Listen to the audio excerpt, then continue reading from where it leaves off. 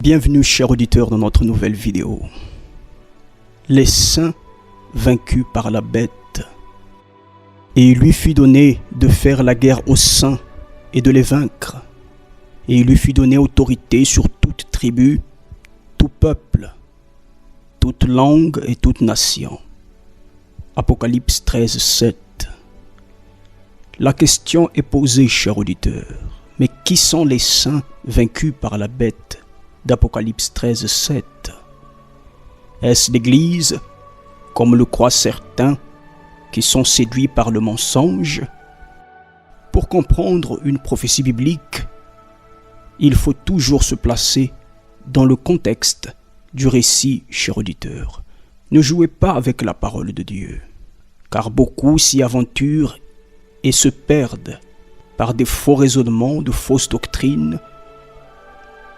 Nous allons comprendre qui sont les saints dont parle Apocalypse dans le chapitre 13.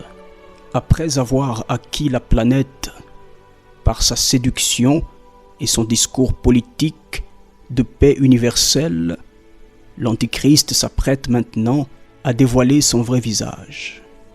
Tout le début du chapitre 13 d'Apocalypse explique comment cette transformation va s'opérer.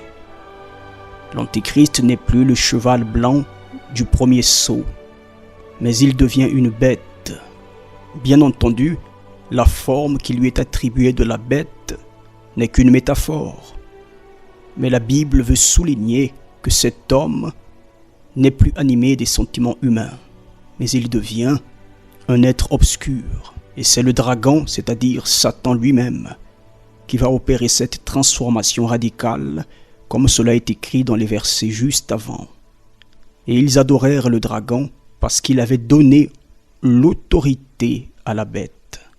Ils adorèrent la bête en disant « Qui est semblable à la bête et qui peut combattre contre elle ?»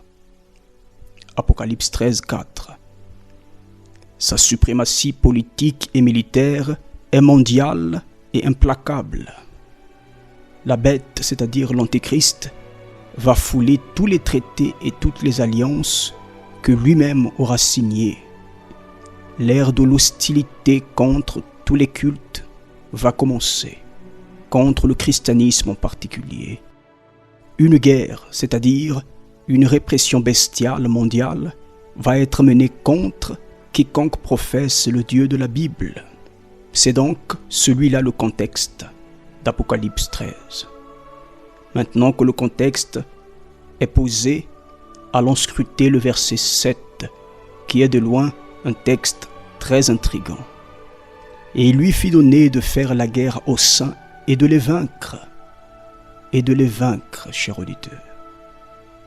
Mais qui sont donc ces saints vaincus par la bête? Est-ce l'Église? Depuis la Genèse jusqu'au livre de l'Apocalypse, nulle part dans la Bible nous voyons des sanctifiés périr dans le jugement de Dieu. Les saints se sont toujours soustraits à la colère divine, c'est-à-dire qu'ils ont toujours été épargnés.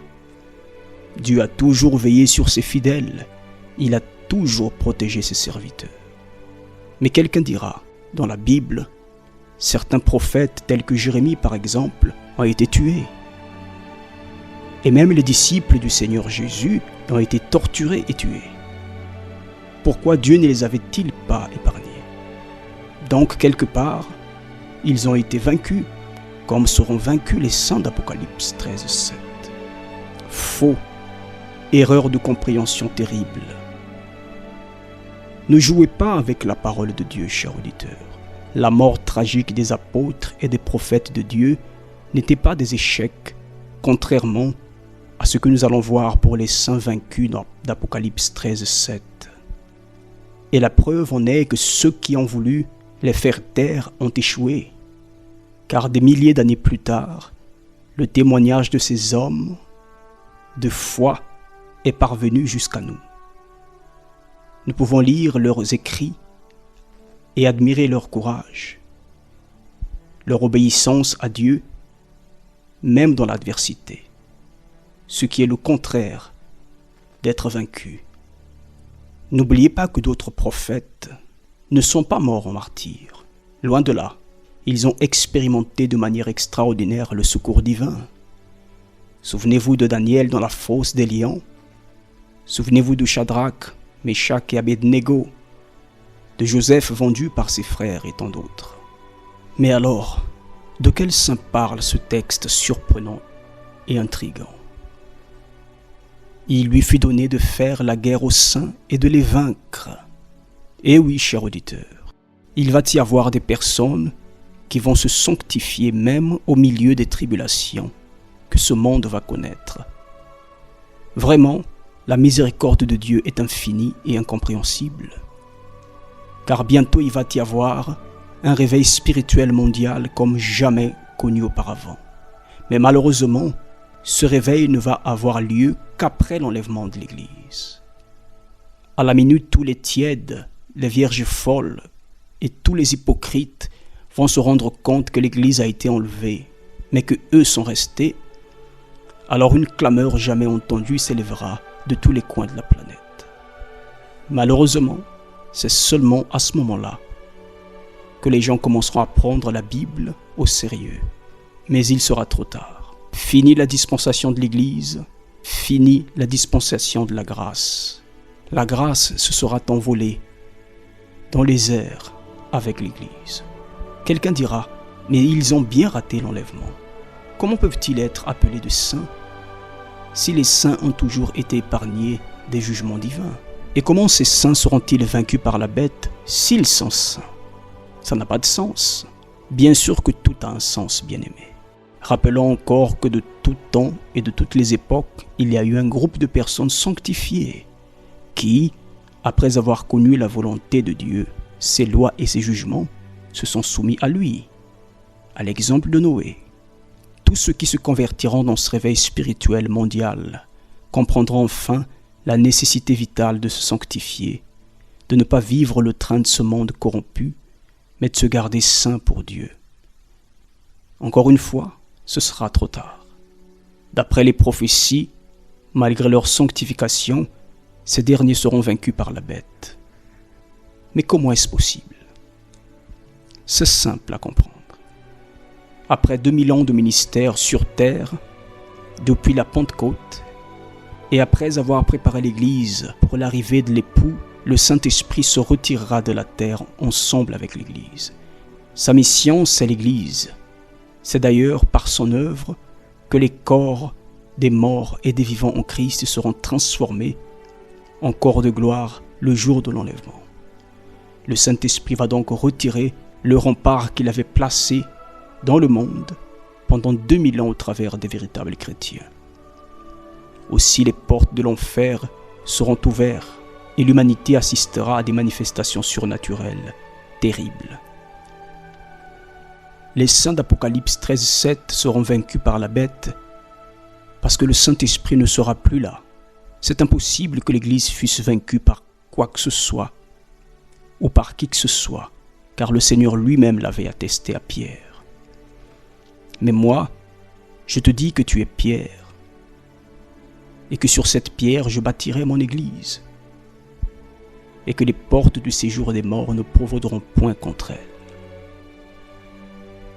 Lorsque la Bible déclare que les saints d'Apocalypse 13:7 seront vaincus par la bête, cela signifie que ces nouveaux convertis seront totalement neutralisés. Ils ne pourront plus se relever pour témoigner. Aussi Dieu enverra-t-il un ange avec l'évangile éternel, afin d'évangéliser la terre pour une dernière fois. Apocalypse 14:6. En 2000 ans d'existence, personne n'a réussi à vaincre l'Église. Même persécuté, martyrisé, torturé, tué, l'Église ne s'est jamais arrêtée.